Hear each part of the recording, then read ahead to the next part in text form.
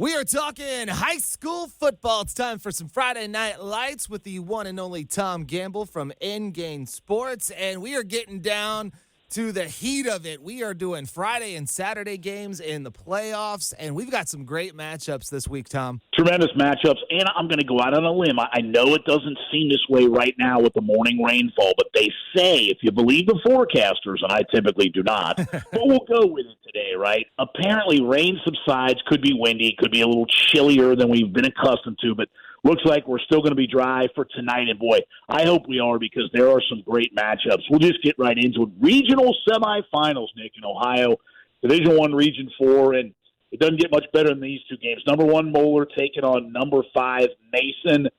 And how about Mason? I mean, they've kind of just, quietly gone to 10-2, and I'm not going to give you all the sites, too. If you want to see a game, you'll figure out where it is because there's too many. They're all at neutral sites now in Ohio. So, and then how about this showdown? Lakota West, unbeaten, taking on Elder. I mean, these are two great games. I'll give you those two. The Moeller game's at Middletown Barnett Stadium. The Elder Lakota West game is at Princeton. Those are two heavyweight games. In Division II, Region 8, another meeting between Kings and Winton Woods. Winton Woods hasn't lost since Kings got him in the regular season last year, the defending D2 state champs.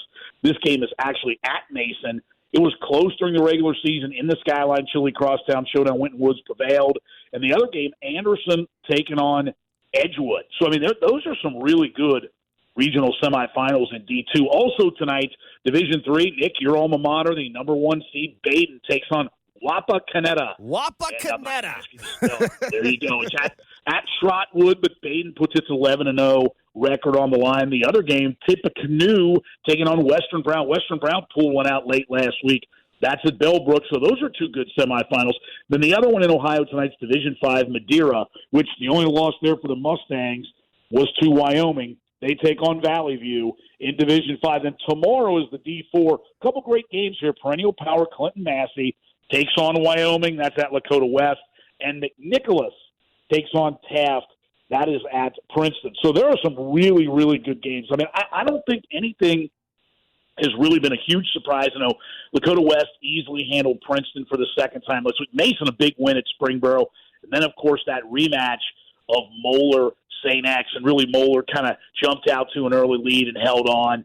Same thing with Elder against former coach Tom Grip and Milford at the pit. So these are some heavyweight battles tonight. Yeah, they are. You know, Nick, I think the one thing people like to say sometimes, well, man, we don't have as many Greater Cincinnati state champions as we'd like. Sometimes when you look at all 7 classes, I'll tell you one reason why. It is so hard to get out of these regions. Yeah. I mean, look what these teams have to go through to emerge and just get to the state semis. That's not an excuse, believe me. There are plenty of other good teams around the state. But, boy, I mean, this is shaping up where you thought it would in terms of the higher seeds advancing out. Yeah, I'm really looking forward not only to my Baden Rams, my alma mater, doing work and getting the victory tonight, but that Lakota West Elder matchup. I think that one's going to be, I think, the game to watch tonight. That one's going to be crazy, and Lakota West playing back at Princeton again. So we'll see how that goes down. And West has such a good defense. I think the question with West, Mitch Bolden, an experienced quarterback, Tom Son, leading the Firebirds on offense, but their defense is state championship worthy. The question is, can they do it on offense? And I got to be, Elder's been so good on both sides of the ball. Doug Ramsey, a great coach. So these are some heavyweight matchups. Now in Kentucky, these are the second round. I'm going to give you 3 games to pay attention to tonight. All right. 2 are in Northern Kentucky, actually. Class 6A, Louisville Trinity, the winningest program in Kentucky State football history with 27 state titles at 6A. They'll be in Independence taking on Simon Kent. That's an intriguing matchup. But boy, oh boy, these 2 5A matchups, I feel this is if you're going to win in 5A, it's almost like you got to beat these teams tonight, and then you got a better shot. Right. Covington Catholic travels to Lexington to take on 11-0 Frederick Douglass. 8 or more times this year in 11 games have scored 50 or more points as Frederick Douglass. But I think Covcath, disciplined, always solid. 9-2, that's an interesting one. And then Highlands gets 10-1 Scott County. Scott County's only loss, lopsided to Frederick Douglass. That game's in Fort Thomas. They run the wing T to Scott County, so that should be very, very interesting too. Highlands gets them on home turf. But those are the 3, if you count the 6A matchups, to watch. And in Indiana, don't forget, you're a week further out, Right. you've got East Central and Lawrenceburg, but this is where it really gets tough. East Central in 4A's at Evansville Memorial, and Lawrenceburg in 3A is at Southridge. They're the best chance of Southeast Indiana every year, and they're there again. So kudos. Lawrenceburg, of course, lost the opener to East Central, hasn't lost since. East Central's only losses are to Moeller and Indianapolis Roncalli. So if you get to this point in any of the three states of the postseason, Kentucky maybe after this week, you've really earned it. You really have. You have, and good luck to all the teams playing out there. And again, it's that time where they get really good now. And if you're winning here, there's a good chance that you're going really deep in the playoffs. So looking forward to all of the action tonight, and we got some other action tonight. Actually, we get UC in a Friday night game against East Carolina. This is actually, I think this is a bigger game than people are making a big, because UC got to really win this one to compete for the conference championship.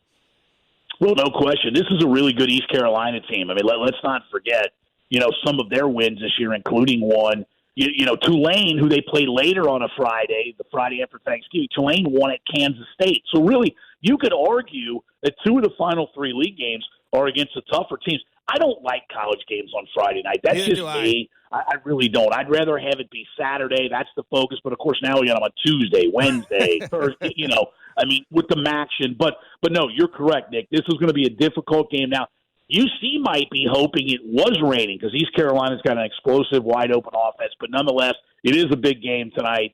And so they've got this one, and then Tulane, the Friday after Thanksgiving, you got to win. And we've learned one thing about the Bengals. They're obviously off this week. We know they can beat the bad. They right? can. But it's a little refreshing after, you see what they did on that Monday night against the Browns, and then you come back. Yeah, the Carolina Panthers, not the greatest team in the world, but it was refreshing, I think, for every Bengals fan to see that we could run the ball.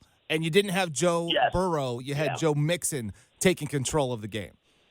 But I will say this, and I know you'll agree with me, the remaining schedule is so much more difficult than what they've played to this point. They're 0-3 in the division. They've obviously got the Pittsburgh game coming up. That got flexed out of the prime time, which maybe that's good for Bengals, right? But, when you've got Patrick Mahomes and the Chiefs, when you've got Buffalo, when you're going to New England, when you're going, even though I still think they're bad, to Tampa Bay. I mean, you look at the backside, and, of course, you still got Baltimore and Cleveland, both of those at home. But nonetheless, it is difficult. Nick, I'd be remiss today if I didn't send a big, big thank you, and I'm sure you're doing it, out to all the veterans. I mean, we get the opportunity to talk about things like high school football and college football and the NFL. And the only reason we do that is because of this great country we live in. And I know, we're going through some tough times right now. Everybody can see that. But these veterans who have served and many times given their lives, sadly, so we can enjoy football, we got to keep things in perspective today. And a big thank you to any and all veterans. Remember veterans today and spend a little time thinking about that. Definitely. Well said. It is Veterans Day today. Again, big thank you out to everybody out there. Going to be some great action tonight. Looking forward to what's going to happen. And as always, Tom, it is a pleasure. And Bridget will be back. You get to talk to your favorite person next week, and we will jump in on the football action and do it again. You have a great weekend. Go Rams for you, and we'll chat next Friday morning. Perfect. Looking forward to it. Thanks, Tom.